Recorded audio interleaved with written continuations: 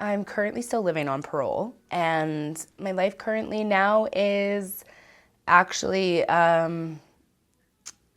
being very self-aware of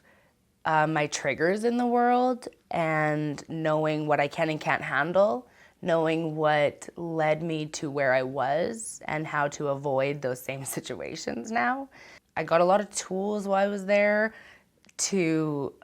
just know when to say stop, this isn't okay, or to just kind of halt my emotions and not to not feel them, but to not let them control my next decisions.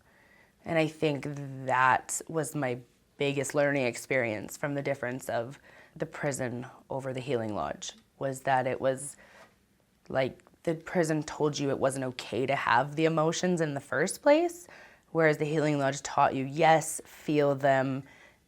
might be why you feel them, and let's work through that, you know? And now my life now is trying to share that with other people, I very much wish that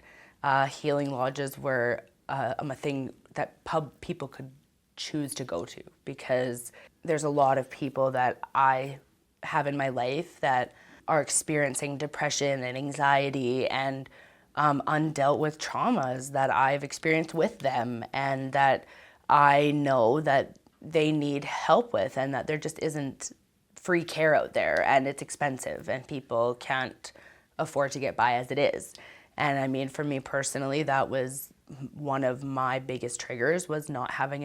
feeling that I had enough money, which is a societal thing. And I mean, it is a requirement to survive. I do understand you have to earn money to survive, but it was like the expectations of what we should have, what we see on social media, the beautiful big houses and the brand name clothing and all those things, and the expectations that just weren't realistic to everyone at the moment that you're in, you know, like not saying that they're not attainable, just to live within your means, I guess. And those are just all skills that I learned from the Healing Lodge, that they help you, life skills, cooking skills, basic day-to-day skills. You know, I was always a cook, but I never realized how much food insecurity there is in the world and in our own home, right here, like how much food insecurity I've experienced in my own life. And you know, being at the Healing Lodge, learning that people just didn't even know how to cook food for themselves. So when you're sending people back out into the world and they don't even know how to just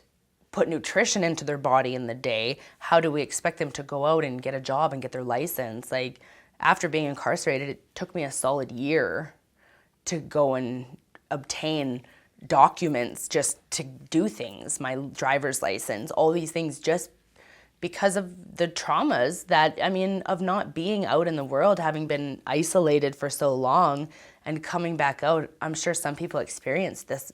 having experienced COVID now, being, you know, isolated for a certain amount of time and then having to go back out into society, and now it's awkward and it's uncomfortable and people don't know how to interact. Well, that's every single person that comes out of jail or a healing lodge, anyone that comes out of isolation. You know, and we're being isolated when we go away. And so coming back out here and experiencing how to get back into the world and deal through your emotions, not having mental health care help, like, I just have learned that you have to be strong enough to seek those things out. And I'm here to reach out to people who aren't strong enough to seek those things out.